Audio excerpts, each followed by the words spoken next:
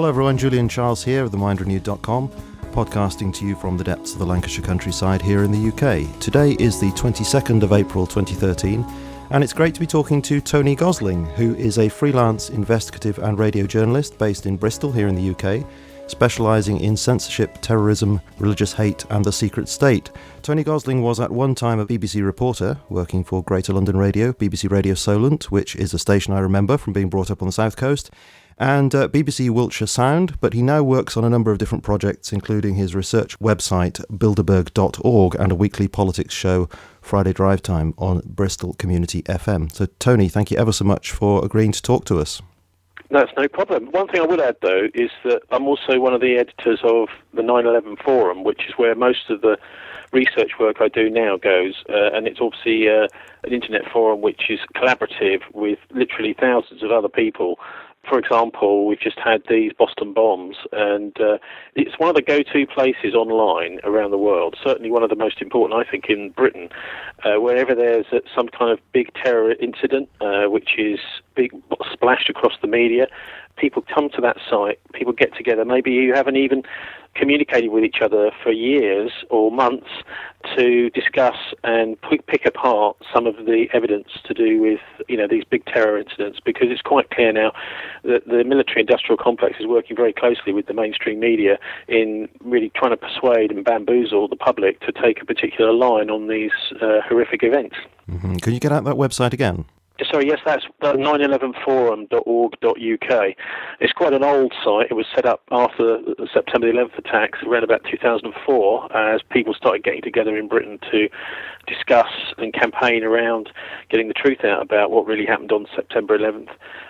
In the US, and then it was also a big place for people to come together to discuss the London bombings when they happened in 2005. So it's one of those go-to places online to see what people are saying, and actually maybe to put your oar in too, to tease out some of the reality behind the media hype. One of the things I would say right now about this Boston bombings is there is absolutely no coverage being given in the mainstream media in Britain, apart from a little article in The Independent about the very strong evidence that there were some private security people involved, possibly in this bomb attack, and also that there were some kind of exercise going on in Boston, both of which are very much the hallmarks of some kind of private security false flag attack. And it could be that both of the suspects that have been arrested, the Chechen or sort of southern old Soviet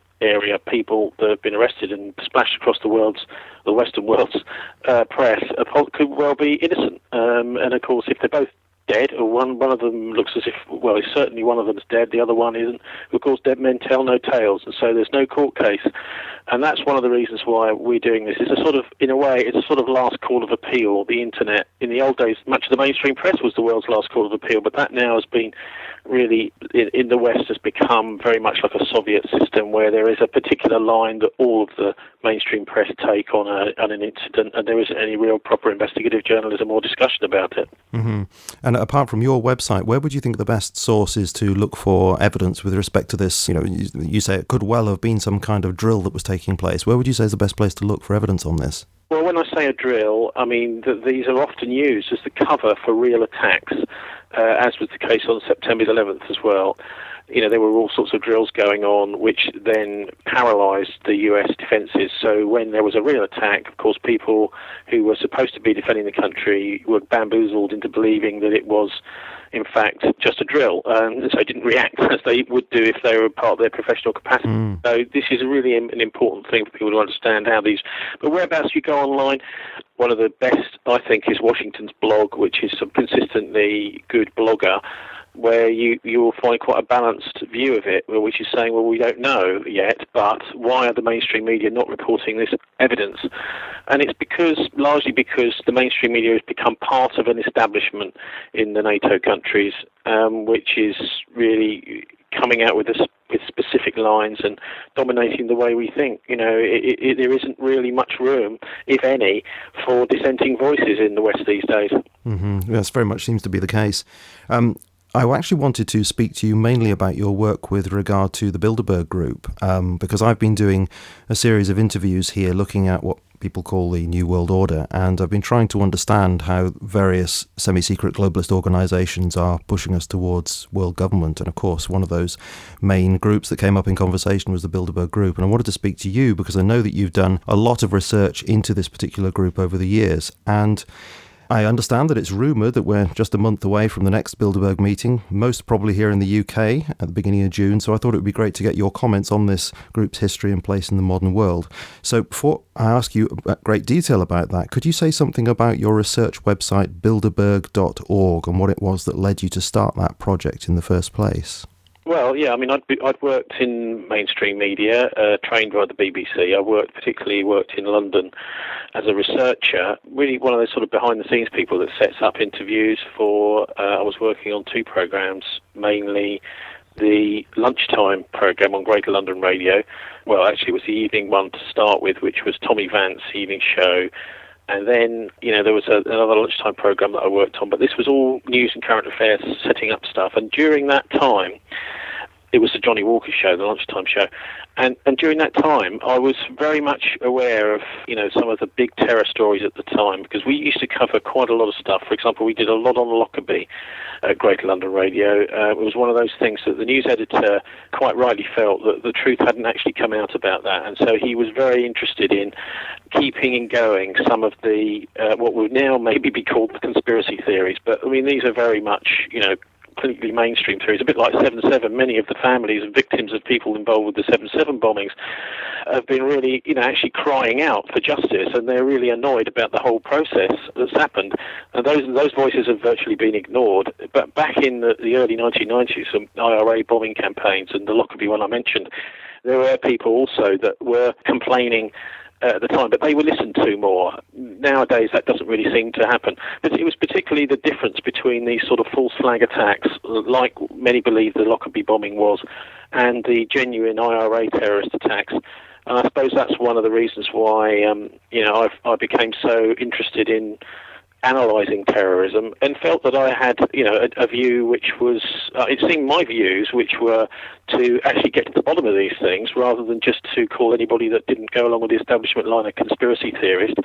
It sort of came out. And so once I'd finished with the BBC, or they'd finished with me, because it became quite clear to me that the whole entire organisation was moving in a much more pro-royalty, pro-establishment direction, and really becoming more of a kind of Big Brother organisation. I found it more and more difficult to do, really important stories as part of the BBC, and it was becoming really quite clear that they didn't really like the sorts of questions that I was asking either. And so I decided that I'm just going to have to go freelance, because I can't have someone peering over my shoulder the whole time telling me what to think. The whole point of having journalists and investigative journalists is that the public trust those people. And of course, there are many thousands of journalists out there who, maybe reluctantly, but they sell their soul, because they know that in order to keep their career, keep their nice job, that they will have to just sort of go along with the party line on many issues. And if they get a tap on the shoulder from the editor or one of the senior staff to say, you've got to take this line on this one, and then they start questioning it, then, they may lose their jobs, they may lose their prestige and all that kind of thing. So there's a sort of vanity journalism growing in the West. And it was at that point that I came across the Bilderberg, whilst doing a bit of campaigning, land rights campaigning at Wandsworth Bridge in London in 1996. And someone turned up on site and said, well, it's great you're campaigning on land, but what about money? And what about these people, the Bilderbergs, that control most of the Western world? Well, I was very sceptical about the idea that there was this sort of shadowy group that controls most of the Western world. But I dutifully wrote down in my notebook this word, the Bilderbergs. And when I got back to Oxford, where I was living at the time, it just so happened that I'd had given free access for a few weeks to the Reuters article database in a sort of promotional offer. And I thought, I'd plug this name in here, and of course I thought nothing would come out, or just a load of nonsense conspiracy theories.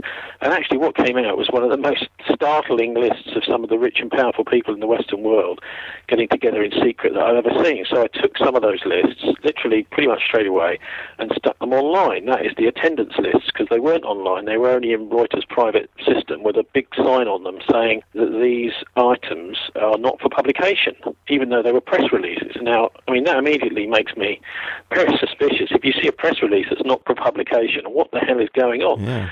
And I was absolutely astonished to see that within even just a few weeks, that these Bilderberg attendance lists were getting incredible numbers of hits. In fact, so many that my service provider contacted me, it was Demon Internet at the time, to say, we're going to have to take your website down because you're getting too much traffic. Now, this was just a few pages.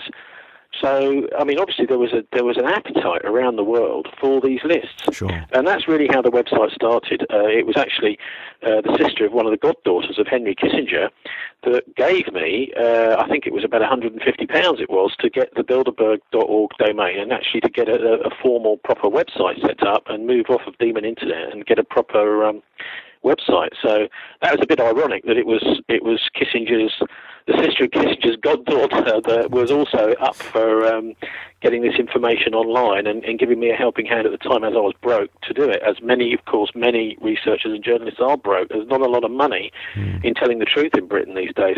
Indeed.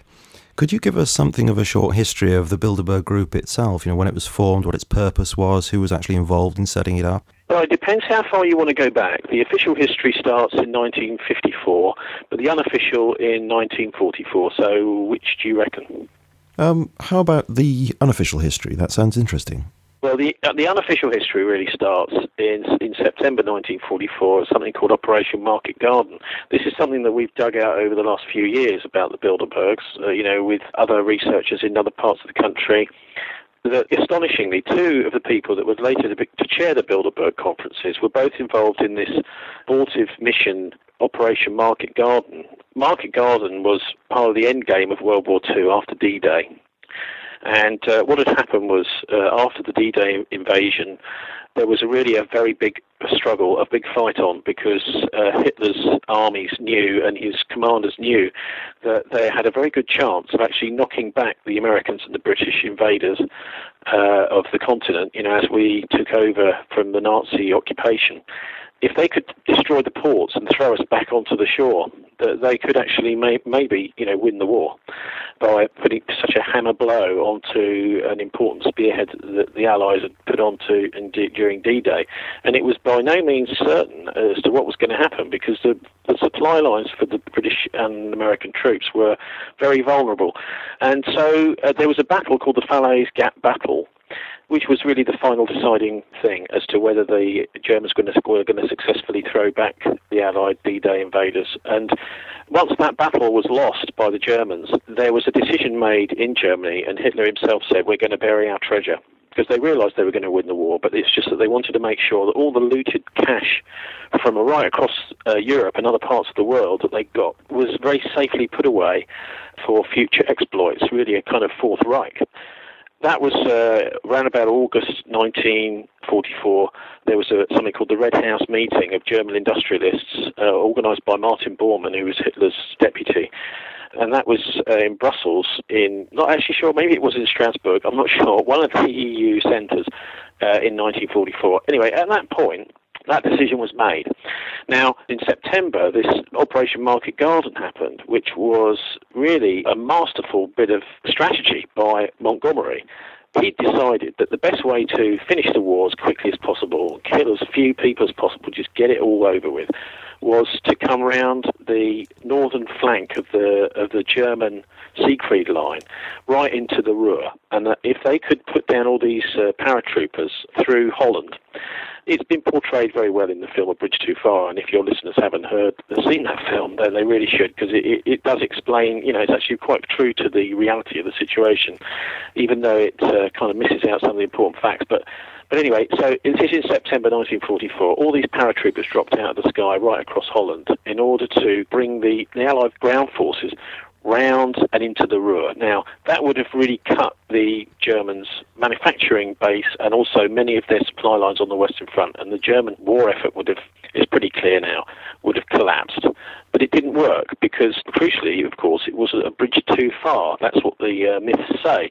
But Lord Peter Carrington, who's still alive, was actually a young captain in the Grenadier Guards at Nijmegen, and he's portrayed in this film just as the British are hanging on in Arnhem, which is the farthest bridge that they've got to get to.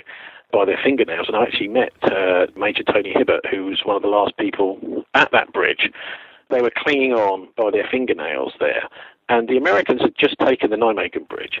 Anyway, inexplicably, Lord Carrington sat in his tank for something like 14 hours, doing nothing while the British were dying. The final remnants of the British had been dying.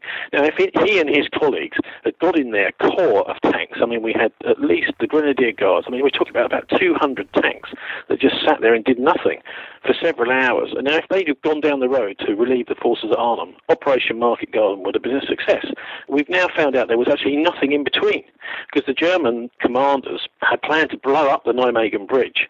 And when that bridge didn't blow up because the wires had been snipped by the Dutch resistance, there was nothing to stop all these tanks streaming down the road to Arnhem to make the operation a success. But there really still has to be questions asked about why Lord Carrington and his Grenadier Guards stopped at that point and didn't actually go to complete the mission that had been set before them. Anyway, what happened was, because Carrington and his friends didn't go and relieve the British troops, there was a pocket formed in Arnhem, and what was called the Hexenkessel, which was a German word for the witch's cauldron, formed around them with flame-throwing tanks, all sorts of rockets, this kind of thing, that were just massacring the British.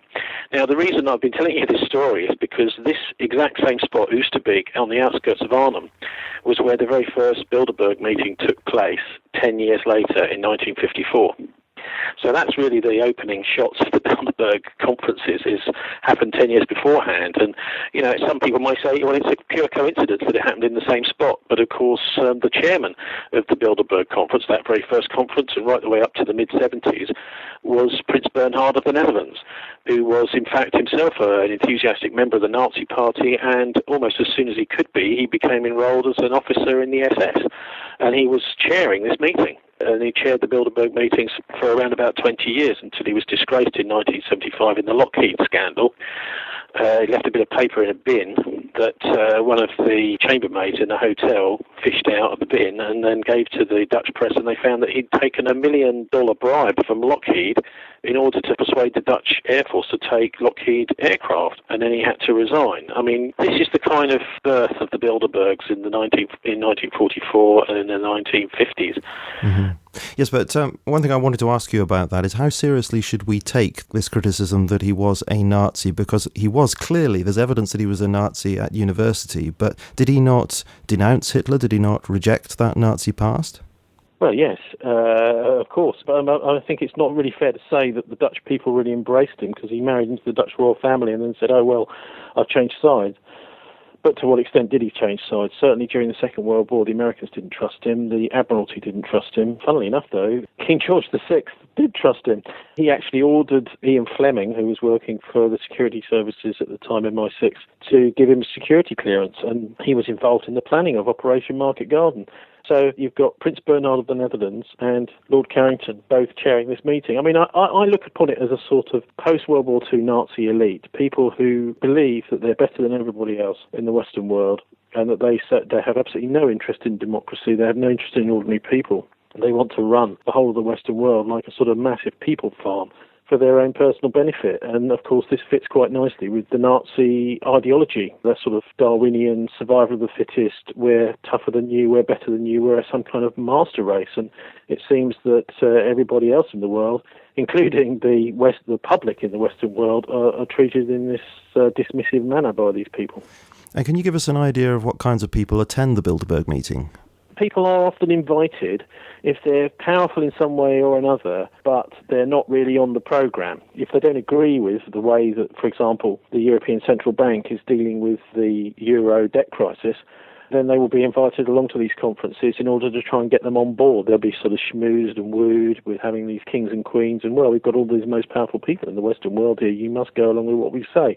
Some people do. It seems like Jonathan Porritt, former guy from Friends of the Earth, seems to have been completely schmoozed by them and going along with all their ideas about we have to reduce the population of the world, this kind of thing. And others don't, like, for example, Will Hutton, who was editor of The Observer, who was in some ways quite critical of a lot of the policies that Bilderbergers were putting out. And he's still critical, but he went along to one of these conferences. So you kind of have a kind of hardcore, which is the steering group, the military-industrial complex, the banking elites of the Western world, the oil cartels, some of the big food giants, food cartels. But probably the most worrying is the side of all of this is you've got a whole load of politicians in there too, who clearly are not loyal to the people who vote them in. They are far too friendly with these Bilderbergs. Having said that, though, they are the ones that the Bilderbergers are trying to persuade. And that is exactly what these conferences are all about. You're in a little secret club, and we're going to tell you the way the world really works. I mean, for example, the foreign minister of Greece I met at one of these Bilderberg meetings outside. He'd come out to get some cheap cigarettes. He said the atmosphere in there is horrible. So here's an example of a decent politician who's been invited along one of these meetings, realises that I've got to go, really, because, I want to try and have some influence. But, of course, what he doesn't realise is the Bilderberg are not interested in anybody influencing them. All they want to do is tell politicians, media people, etc., how they're going to behave and what the line is for the Western world over the next few years. I think they're really probably the most monstrous, pernicious organisation that's ever been created, certainly since the Nazi Party in the 1930s and 40s. There's a quote by Dennis Healy which I think bears out what you just said, but doesn't put it so starkly, when he said, "We make a point of getting along younger politicians who are obviously rising to bring them together with financiers and industrialists who offer them wise words." Yeah, well, I mean, that kind of wisdom is actually not wisdom at all. It's really about greed. And if you go down to the real basics of this, it's about people who are prepared to sell out the rest of the planet. I mean, whether it's to do with ecology and messing up the environment with pollution and that kind of greed, or whether it's just a sort of ideological thing. What they're doing is really accumulating lots and lots of wealth to themselves at the detriment of other people. They also they get a pleasure from seeing other people deprived because, of course, that puts those other people in their power. They have to come to them for money to survive. This becomes like a drug, and they have to have more and more money and more power, and they get a kick out of this. This is a cult, essentially, because it's incredibly secretive. The actual agenda and the people who are actually organising the meeting's agenda is completely secret, and nobody's supposed to be allowed to know what is going on. But once you're in, you're in. And, of course, your loyalty is to them, not to the outside world. And there are formal ways of making sure people don't talk. For example, everybody who goes there, including the politicians, are sworn to secrecy. This is what makes it so cult-like. I mean, it may as well be a witch's coven, because that's the same kind of promises that are gotten from people that join covens. And Freemasonry is also involved. I mean, the guy who organised the 1998 Turnberry Conference here in Britain, Andrew Palmer, he was the personal assistant to the Duke of Kent, who's the head Grand Master of World Freemasonry. So you can see there's a very, very strong cultish element to what they do. And it's maybe one of the reasons why a lot of the media are really afraid of covering it. It's almost like you're dealing with some kind of thing that is outside your scope of understanding, and so the best thing is just to ignore it. Well, I mean, that's not investigative journalism. But going back to the greed, well, once people have got all the things they want, they've got 20 houses, they've got yachts, what they want is they want to buy political influence. They want to be the law. They want to start buying parliaments. They want to start taking over things like the BBC. They want to take over anything which they can use to influence the public. And this is where the stage they're at now. I mean, they've also taken over many countries, of course. You look at the oil deals that have been done in Iraq, things and those sort of deals that have been done in Libya, and these countries are being taken over by these people. And what annoys me more than anything else, really, is to see that at the heart of the Bilderberg is the military-industrial complex. Companies like EADS, the biggest defence manufacturer in Europe, are right in the middle of these groups. And what are they doing? They're actually making vast amounts of money through influencing the way that the Western politics goes and that Western foreign policy is developed. And they stand to gain as a result. So that's why I say it's so pernicious. But Bilderberg itself just describes itself as a kind of high-level talking shop, doesn't it? It doesn't actually give any impression that it has any effect on policy in national governments at all. Well, it doesn't admit to being a cult, but what cult does admit to being a cult? I mean, the thing that really flags it up as something to be looked at in this sort of suspicious manner that I do is the secrecy. If there is no problem with, what they're doing, then let's have some openness. And certainly there are serious problems when you've got George Osborne going along as Chancellor of the Exchequer of Britain, going along to Bilderberg meetings with his Treasury team and his civil servants, saying that it's a private function, a private meeting. Well, I mean, he's lying. He's quite clearly lying. And if you've got a civil servant, what is a civil servant doing going along to he's got to be open about what he's doing there. If he's going to this as part of his role as Chancellor of the Exchequer, then the public has to have access to all the things that he's saying, all the decisions that he's making, and all of his notes. Absolutely. If he doesn't, then he's a traitor. Do you think that this group is actually as significant as some of the other organisations around the world? And I'm thinking of the Trilateral Commission, CFR. Well, certainly, just hang on a minute, because it's more significant than the Trilateral Commission. Let's just go one by one. The Trilateral Commission came along in the 1970s because Bilderberg had been going for 20 years, and many countries, particularly places like Japan and the Far East and Australasia, people like that, Singapore, were getting annoyed. You're not inviting us along to these meetings. They're only the NATO countries. But we realise that this is where policy is made which affects the whole world. So, we want to be in there.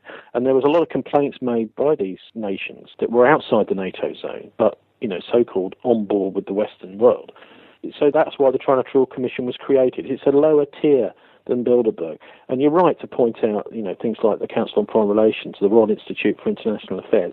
They're kind of like the ivy which is strangling the tree. They are the parallel organisations to official government bodies. So they're privatised versions of the Foreign Office, of the State Department. And they have become so puffed with all of the fantastic amount of money that the Bilderbergers command, that they are now far more powerful. I mean, for example, their publications have a great deal of influence. They can put on lavish conferences, this kind of thing, that the Foreign Office is just not able to do because it's too busy actually trying to do its job, supposedly. So they have become kind of a shadow version of the democratic system, but it's all entirely privatised and entirely in the hands of the big corporations, the same big corporations, by the way, that stand to gain from stealing land and from war crimes and, waging war and taking over entire territories. The entire Western NATO foreign policy agenda and the media analysis of it has been privatised, taken over by a small number of private interests that are now running it for their own private profit. And do you see them as working towards a one world government? I mean, Daniel Estulin describes it as a kind of one world corporation. Is that how you see it shaping up? Well, I think that's the way they would love it to be. I mean, you go back to the 1930s and 40s, and Hitler saw himself as the world dictator. He was going to be sort of king of the world, and that's exactly what his plan was. He saw, and quite rightly, I think, Europe as key to opening up the possibility of taking over other parts of the world. That's what his plan was, and I think really what the Bilderberg are doing is just an extension of that. Well, obviously, in the Second World War, they used armoured tank divisions, mechanised infantry divisions to take over things. Now, what they have is this massive financial empire, incredible financial empire, which really is exactly what the Fourth Reich is, a financial empire. I mentioned Martin Bormann before. Now, he was Hitler's deputy. There were various attempts to fake his death at the end of the Second World War. It's quite clear now he went to South America. There are several books about that. I mean, probably the best is called Martin Bormann, Nazi in Exile, which was written by Paul Manning in the early 1980s. Now, he had trouble getting that book published, Paul Manning, but Paul had been the CBS News correspondent for Western Europe during the Second World War, for example, reporting back daily to Americans on the radio about how the war was running. I mean, he flew bombing missions, for example, with American and British troops, who risked his life with the troops on the ground too. And at the end of the war, he wanted to make it absolutely clear that the Nazis had not been defeated. And then what they'd done is that they buried their treasure, and then they'd laundered a lot of money through Sullivan and Cromwell's law firm in New York, and were recreating their Third Reich as a financial Fourth Reich. Now, Bormann was a bureaucrat, and he created 750 companies. Those companies we're talking about in the 1950s now. And those companies were then staffed with former SS people and also new recruits, people who were similar ways of thinking. And we're also involved in this kind of cult idea of, we're better than everybody else, this kind of master race idea. And so that's what we see in many of our boardrooms to this day, is people who really, should be wearing swastikas, but they're not.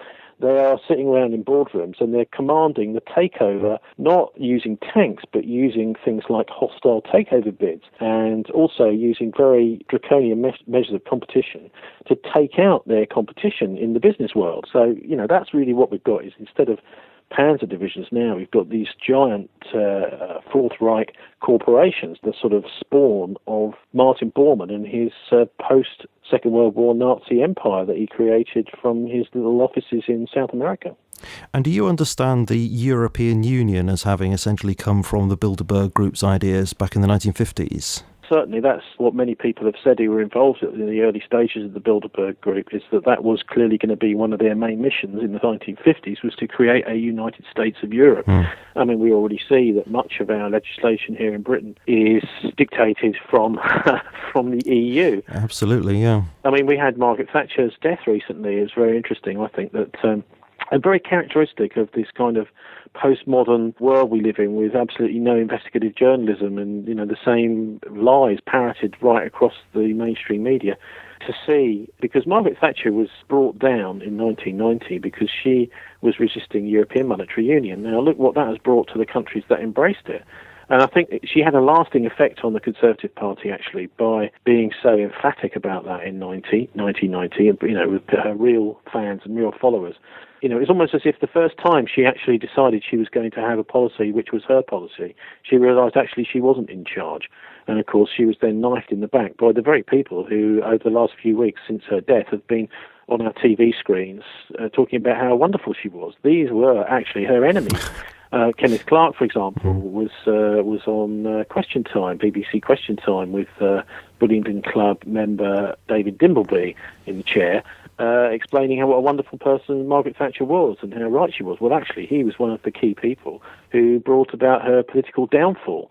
Margaret Thatcher herself, according to Jim Tucker, said that she thought it was a privilege to be denounced by the Bilderberg Group. But that was the point at which she realised that actually it wasn't her that was in charge at all, because many of her policies, including the poll tax, were actually devised by Victor Rothschild, who was a Labour peer. I mean, he'd been in and out of Chequers for probably about 15 years by the end of her premiership.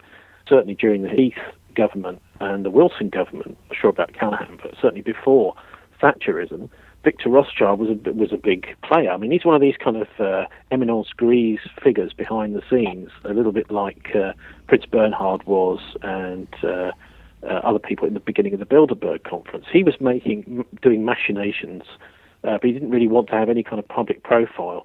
Victor Rothschild was one of the people that drew up the legislation for the poll tax, which was such a disaster, and also a completely unfair tax, asking people who had no money or very little to actually pay the same as rich people, a regressive tax, which caused riots in London. And also, Victor Rothschild was behind the sacking of the Director General of the BBC back in 1987. And, I, as someone that used to work there, would very much point to that as an important episode in the downfall of the BBC. Now, when the BBC first started in the 30s, it was actually very right-wing. It was incredibly pro-establishment, actually rather fascist. In the 30s, for example, Churchill was kept off the BBC because he had anti-Hitler views. And there was Lord Reith, who was the first Director General of the BBC and really started it, was actually pro-Hitler. I mean, that was what was going on in the 1930s. All we were getting was a kind of, and the Daily Mail, of course, as well, was pro-Hitler stuff. Isn't this guy wonderful? And the views which were sceptical about Hitler were completely kept off our mainstream press in Britain. The BBC very much as well. And it was only very much later, when it became clear that Hitler was menacing many British interests, basically in 1939, that Churchill was allowed on the BBC for the first time. Then we had 40 years or so of the BBC being quite good, which was when I was growing up, most of it, in the 1960s and 70s. But in 1987, Victor Rothschild asked Marmaduke Hussey if he could sack the Director General, because Alistair Milne, who was Director General at the time, was making quite a lot of programmes which were anti-Thatcher. Both sides, they were having things which were against the left-wing Labour, but also against Thatcher. One very memorable one was called Maggie's Militant Tendency, which was, it was at the time of Labour militant. There was a lot of criticism of the left-wing Labour groups around Britain being very, sort of terribly socialist, and they were called militant. They were into actually having strikes and things like this. And Maggie's militant tendency had a look at people like Neil Hamilton and others, and Jonathan Aitken in the far right of the Tory party, going along to fascist meetings, for example, coming out with fascist views, racist views, and this did not go down very well with Margaret Thatcher. And so at that point, Victor Rothschild, who bizarrely was a Labour peer, I think he was actually an infiltrator into the Labour Party, really, rather than had any real interest in the interests of ordinary working people. But he asked Marmaduke Hussey, "Can you sack the Director General?" And Marmaduke Hussey put that in his autobiography. And of course, from that moment onwards, the BBC went downhill, because if you've got a coward or a control freak or a combination of both in the driving seat, then the organisation's creative ability really starts to crumble from the top down. The person who replaced him was Michael Checkland, who was an accountant. And then we got the great John Burt, who was the Director General when I was working there, who was introducing all these kind of same sort of things they're doing in the health service at the moment, the NHS, in order to try and turn everything into some sort of bureaucratic nightmare. I mean, basically, in the old days, it was one big corporation. When I first started working there, where you could just phone up anybody and, get anybody to, it was like you're one big organisation. What Burt did, he brought in this thing called producer choice, which was nothing to do with producer choice, of course. But what it did is it set down very harsh lines in between programmes and between organisations, where in order to contact another part of the BBC, you had to get permission, and it all had to be accounted for, and some kind of cost estimate needed to be put on it.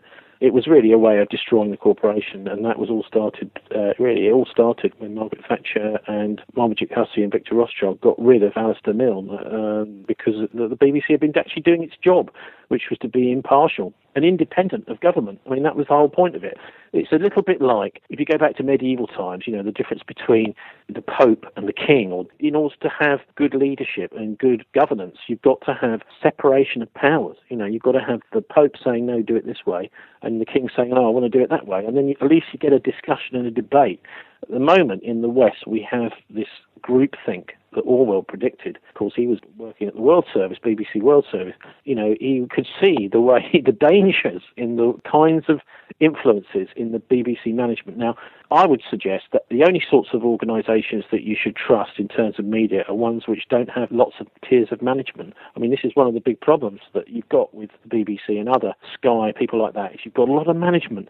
Just let the journalists get on with their job. You don't need to manage them the whole time. If there's a problem, okay, there may be a problem, but they don't need to be having all these like personnel departments or whatever, keeping an eye on them all the time. Just, then you don't get free journalism, you don't get people saying what they think, and you end up with a Soviet-style system where actually nobody that watches the TV or reads the newspapers really believes what they're reading.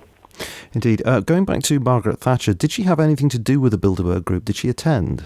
No, I don't think she ever did, as far as I know. But, what happened after her is quite well known about, which is the rise of Blair and Clinton was clearly, absolutely welded into the Bilderbergs, because, for example, the year before Clinton got the Democratic Party nomination, he was an attendee at the Bilderberg conference. The year before Tony Blair became the leader of the Labour Party in opposition, he attended the Bilderberg conference. The other thing is, Blair, he also went along to meetings even though he wasn't supposed to be there. He wasn't on the official list that the Bilderbergers put out, even in those days. Didn't the previous Labour leader John Smith reject the Bilderbergs? Well, he went along to at least one meeting. One of the things that anecdotally I heard through someone who's been covering these conferences before I even came across them was that Smith had gone back to the Bilderbergs saying, I want to bring one of my economic advisors along next year, because he was rather frustrated that the Bilderbergs didn't seem to understand economics, even though they controlled most of the money in the Western world. Well, I don't think John Smith actually realised that they weren't interested in what was going to be best for Europe. They were only interested in what was going to be best for them.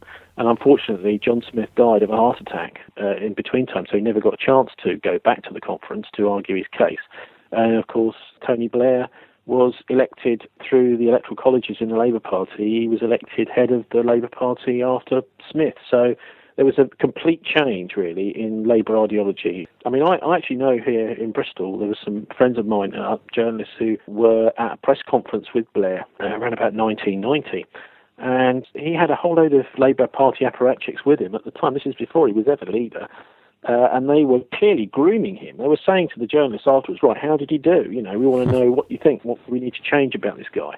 So, anything to do with the Bilderbergers and the people who seem to come to success through being associated with them, that has nothing to do with democracy.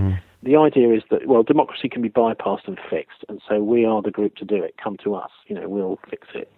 And that's essentially what they seem to do. They don't take any interest in what ordinary people want. The democracy is actually quite vulnerable. Unless there's somebody really making sure that nobody is infiltrating, fixing the system, then we have some serious problems. One of the people we haven't spoken about, who is very big in Bilderberg, is Henry Kissinger. Kissinger is seen as a sort of guru, but actually he's not. He's a very, very powerful guy, but he's certainly no guru. If you were to follow the ideas and the policies of Kissinger, you probably end up without hardly anybody left on the planet, because he doesn't seem to care for anyone at all apart from himself. He's running basically a massive global protection racket, the biggest protection racket in the world, and anybody else that wants to run a protection racket, like China or Russia, got to deal with Kissinger.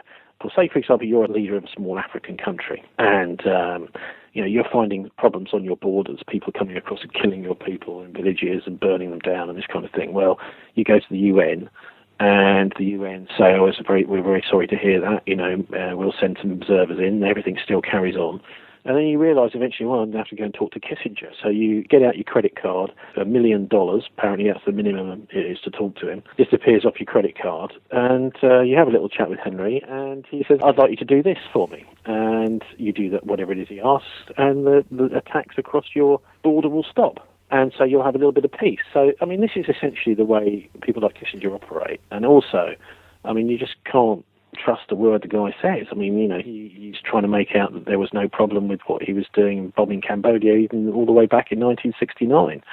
So, even though he was Secretary of State in the US, he's not involved formally in global politics, but, that global politics since then has been privatized by the likes of him, and he's financed by the likes of the Rothschild family and the Rockefellers, David Rockefeller's financial empire seems to back everything that Kissinger does. So you've got what is essentially an incredibly high-level international mafia, and they're based here in the West. They seem to have bought up almost all of the political influence through Parliament, and also media influence through the big media networks and corporations, obviously through using lawyers to take out anybody that's in that system that they don't like. Massively well-paid lawyers. They've got money to burn, so they just, it doesn't cost them anything to do that. And we have become the evil empire. Look what we've been doing in places like Syria and Libya, literally invading sovereign countries, fostering mass terrorism in these countries in order to bring the legitimate government to its knees. Now, we are doing exactly what Adolf Hitler was doing in the 1930s, terrorizing countries in order to take them over. And there really is no difference between what Hitler was doing back in those days and what NATO and the Western countries are doing now. Do you think there was a precedent set for this with Operation Gladio? Because a lot of people point to Bilderberg Group as having some kind of involvement with that operation. Do you think there's anything to that? Well, yes. Certainly the president of the Italian Supreme Court, Imposimato, has been saying that he is... I've not seen this because it's all been published in Italy and in Italian. I haven't translated it into English, but he's got evidence that the Bilderbergers were behind Operation Gladio in Italy. That is to say that NATO were hiring fascists to blow up banks and kill loads of innocent people. We're talking about the Bologna railway station bombing, all sorts of other bomb attacks right through Italy in the 1980s, and blame it on the Russians. So the idea is, if there's somebody that you don't like, but that is actually quite a nice person and isn't doing anything to you, what you do is you go up and start killing people and say, it was them that did it. I'm sure a psychiatrist would be able to analyse this a lot better than me. It's like self-harming. You get a knife from the kitchen, you start stabbing yourself in the side, and then you go running down the road saying, such and such did it, such and such did it. This is essentially what they're doing. And our leadership is not only killing people in places like Afghanistan, Iraq, Pakistan, Yemen, Syria, Libya, and other places, Mali. Our leadership is also killing us.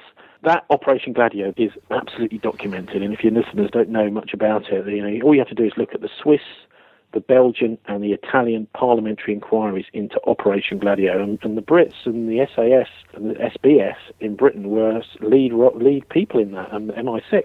The idea being that they wanted to have the most secret operation ever in order to pretend that the other enemy, that was supposed to be the Russians at the time, was actually actively trying to destroy us when they weren't at all. It's a little bit like, you go back to the 1960s in Cuba.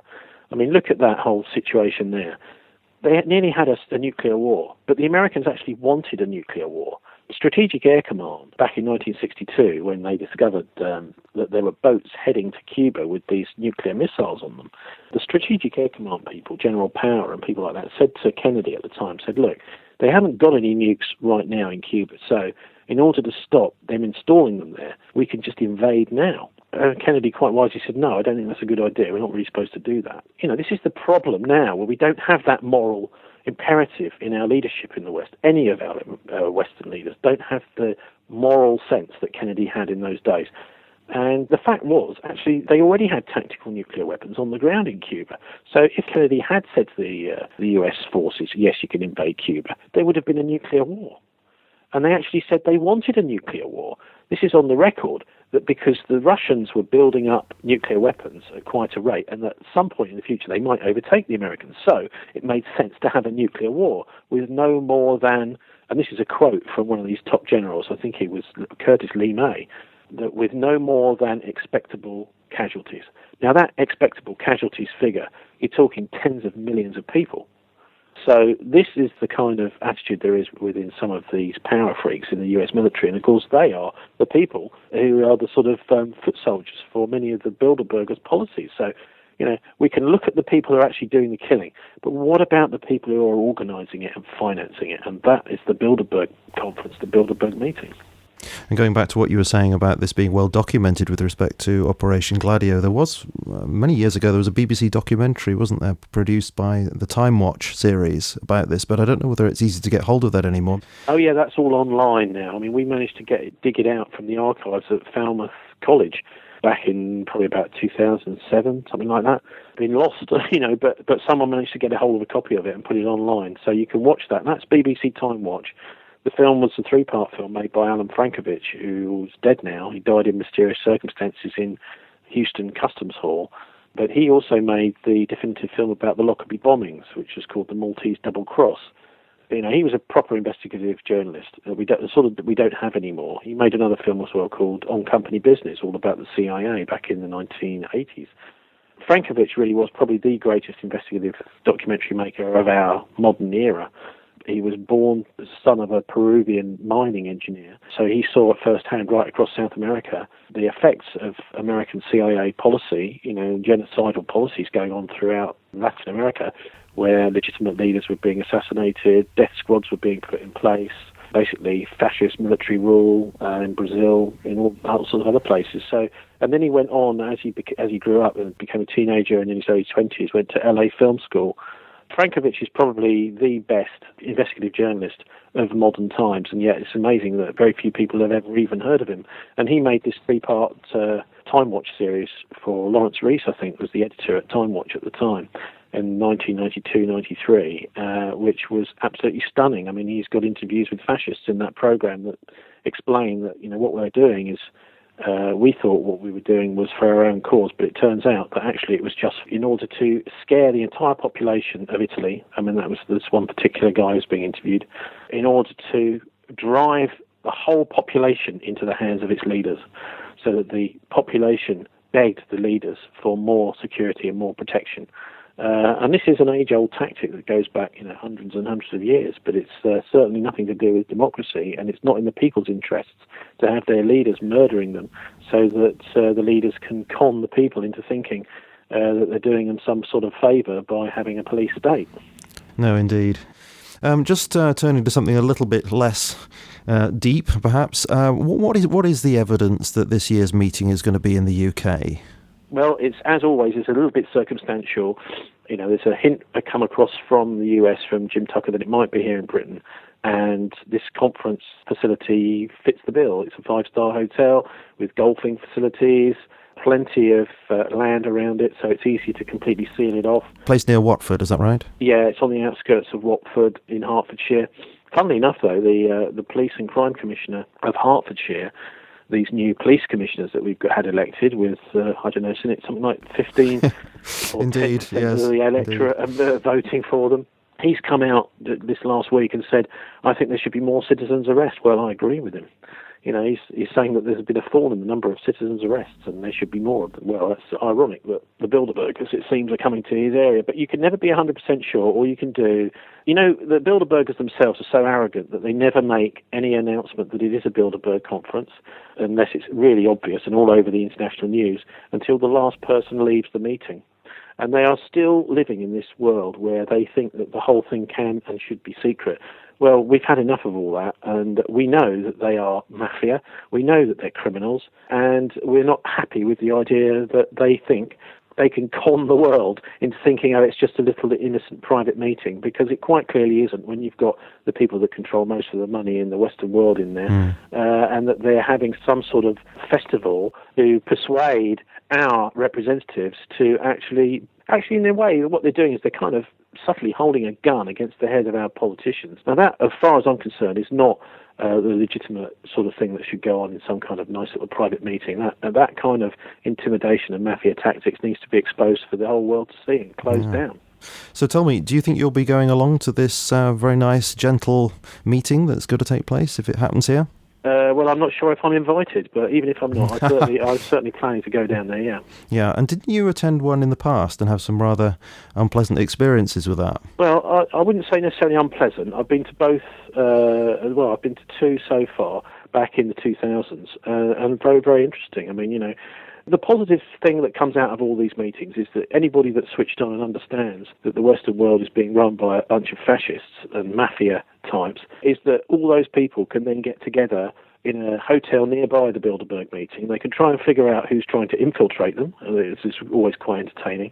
But then everybody can get together and discuss ideas, swap stories and tactics. And also it means that it's not one person or two people hanging around outside the conference like it used to be in the old days, criticising what's going on inside, that you've actually got quite a massive contingent now of frustrated people who are just disgusted that our authorities don't surround the place and arrest them. Well, this is an interesting aspect to all of this, is you've got all these police and security around the conference.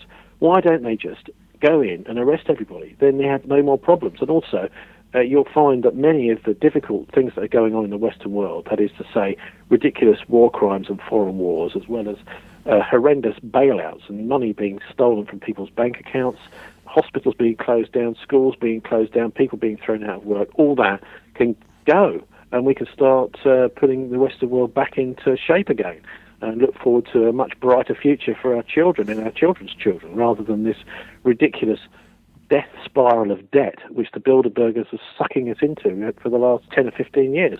What advice would you have for people who might want to attend and see what's going on down there? Do you think they should be fearful at all because of the increase in security or anything like that? No, well, there's no need to be fearful, I don't think. Why should they? You're with friends, and you'll find that there's lots of other people who will be supportive of you. So, I mean, the thing is, the Bilderbergers thrive off fear. What they want is everyone to be afraid of them. Yeah. So if you start playing that game, then I'm afraid you're actually part of their system.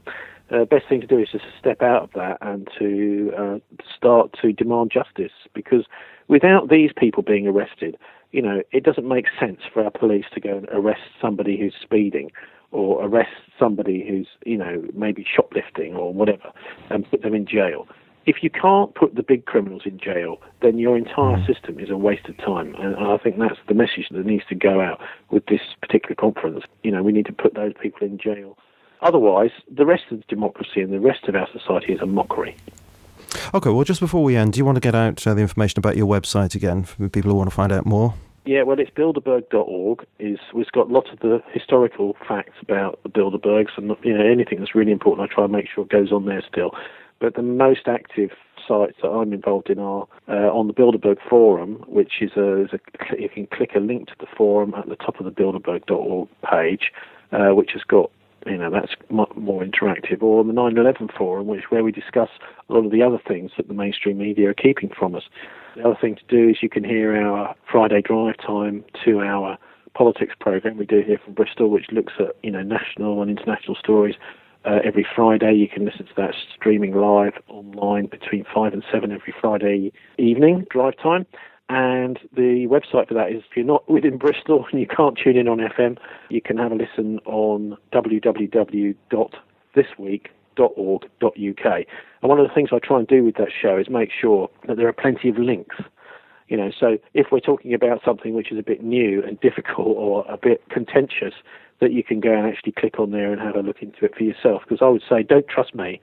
Everybody nowadays has to make their own decisions about the way the world works, because the Bilderbergers and people like them, what they want is to sort of take over the top of the pyramid.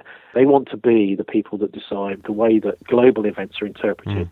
And so, you can take another take on that. And that's why I put the links in, is so that people can get the real good info and make up their own minds about how they think the world is being run and how it should be run. Because I think actually it could be a hell of a lot better than it is at the moment. What we've got a massive world which is, like I said earlier, turning into a kind of people farm, looking after the farmers. And I think it's great that George Orwell, of course, chose Animal Farm as his analogy, because he's absolutely right in that the global elite, with all this money, the fantastic amounts of money, they do see us as animals. In fact, they see themselves, in some cases, as sort of top dogs.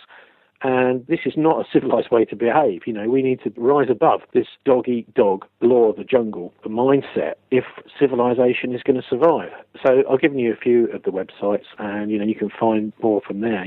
Thisweek.org.uk for the radio show. And the discussion forum, probably the best one on general issues, is 911forum.org.uk, and then there's a link at bilderberg.org to the Bilderberg discussions. Great. I shall make sure that I put those links in the show notes. So, Tony, thank you ever so much indeed for talking to us. It's been a great pleasure. You've given us loads and loads of information. It's almost impossible to keep up with you, actually, but thank you ever so much for sharing your knowledge and your experience with us. Okay, thanks. And I hope that, people don't get fazed by all this. It's just a continuation through history of tyranny.